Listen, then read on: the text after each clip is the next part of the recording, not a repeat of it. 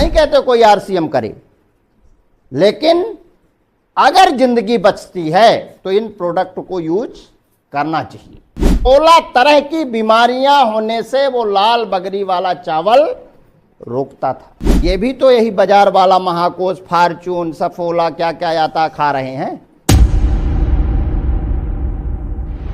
अब धान कैसे दरवाते हैं हम लोग? धान होती है तो मिल में ले जाते हैं। अब मिल वाले से कहते हैं बढ़िया सफेद चावल आना चाहिए, लाल कहीं दिखना नहीं चाहिए, झकाझक बिल्कुल व्हाइट कलर का चावल हो, ऐसा बोलते हैं। और वो सफेद चावल निकालता है मिल वाला। अब उसकी जो लाल वाली चीज थी वो उसके कना के साथ चली गई, छिलके के साथ चली गई, और वही जो लाल चीज थी वही हार्ट अटैक रोकती थी। वही जो लाल चीज थी वही बीपी नहीं होने देती थी। वही जो बगरी के साथ लाल चीज हम खाते थे वही कैंसर नहीं होने देता था। वही थायराइड को रोकता था, वही पेट की बीमारी नहीं होने देता था। 16 तरह की बीमारियां होने से वो लाल बगरी वाला चावल रोकता था। आज हम उस कने के साथ उसको फेंक दे रहे हैं, अब वो जा रहा है। इसलिए 26 साल के बाद परिवर्तन हुआ है, पहले नहीं था, इसलिए लोग बच जाते थे। हार्ट अटैक से 3 बार अटैक पहले के लोगों को होता था। पहली बार में बच गए, दोबारा भी बच गए, तिबारा जब आता था तब वो खत्म होता था। अब एक बार ही में चला जाता है। तो या तो लाल बगरी वाला चावल हम खाएं, या वो बगरी अब क्या होती है, वो जो कना निकलता है वो ट्रक में लोड होता है आजकल, और ट्रक में लोड होकर चंडीगढ़ जाता है। और चंडीगढ़ में एक जगह है धुरी, चंडीगढ़ से थोड़ा आगे है, 150-200 किलोमीटर दूर धुरी जगह है। वहां पर उस कने को डाल के उससे तेल पेरा जाता है, निकाला जाता है, जिसको राइस ब्राउन ऑयल कहते हैं। और वही तेल, वही ये तेल है राइस ब्राउन ऑयल, जिसका हेल्थ गार्ड के नाम से आता है। और ये तेल अगर हम खाते हैं तो वो 16 तरह की बीमारियां जो बगरी खाने से नहीं होती थी, ये तेल अगर हम यूज कर रहे हैं तो फिर से वो 16 तरह की बीमारियां नहीं होगी।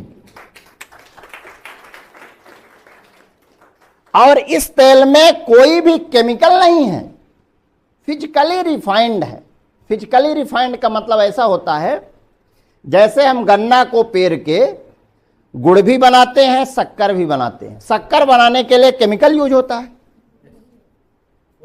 लेकिन गुड़ के लिए कोई केमिकल यूज। तो ये तेल गुड़ जैसे है, इसमें कोई केमिकल नहीं है। बाजार में जितने राइस ब्रान तेल आ रहे हैं, एक आध दो छोड़ के, उन सब में राइस ब्रान तो है लेकिन शक्कर जैसे है, केमिकल मिला है। वो रिफाइंड है, ये फिजिकल रिफाइंड है।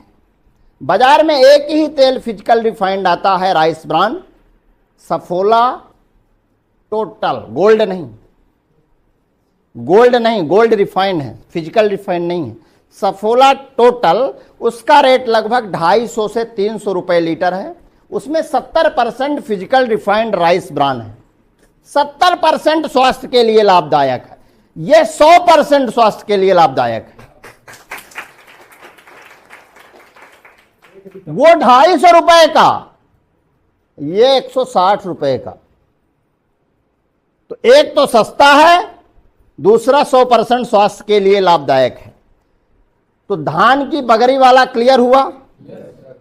तो या तो हम बगरी का चावल खाएं, जिसको आरसीएम का तेल नहीं खाना पसंद है, तो या तो इस तेल को हम यूज करें। ऑप्शन हमारे ऊपर है।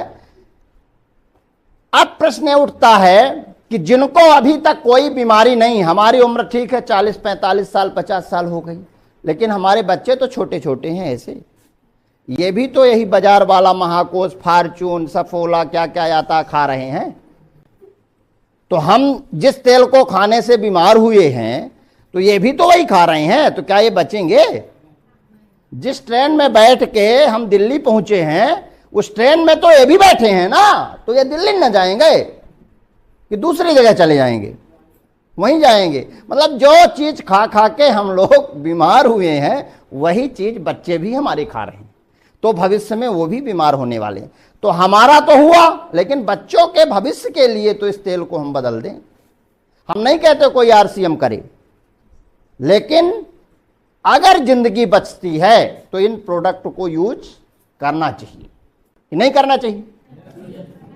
तो अगर डॉक्टरों से फीस बचाना है, घर का दवाइयों से खर्चा बचाना है, तो पहला प्रोडक्ट हम राइस ब्रान तेल यूज करें और लोगों को यूज करने की सलाह दें। ठीक है, क्लियर हुआ? तो तेल अकेले कई मर्जों की दवा है। 70 लाख लीटर पर मंथ ये तेल हमारे आरसीएम में बिकता है। 4 इसको नेशनल अवार्ड मिले हैं, और सबसे अच्छा ग्रेड 1 का ये राइस ब्रान तेल जो आरसीएम में आता है। बाबा रामदेव के यहां भी राइस ब्रान आता है। 1400 mg ओरिजिनल इसमें होता है। इस तेल में ओरिजिनल होता है, वो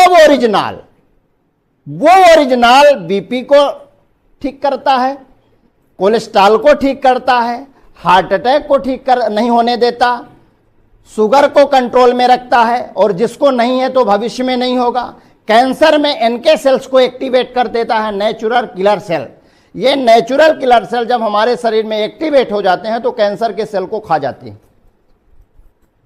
अगर जाने अनजाने में हमारे शरीर में कहीं गांठ है तो धीरे धीरे इस तेल को और गामा को खाने से वो गांठ डिजॉल्व होती है, घुल जाती है, पता नहीं चलेगा। वो गांठ साधारण भी हो सकती है, वह गांठ मैलिग्नेंट भी हो सकती है, कैंसर वाली। साधारण गांठ को बेनाइन ट्यूमर कहते हैं, और जो कैंसर वाली होती है उसको मैलिग्नेंट ट्यूमर कहते हैं। गांठ दोनों है, एक साधारण होती है, वो तो जांच में बायोप्सी में पता चलता है, हम आप उसको नहीं बता सकते। तो ठीक है।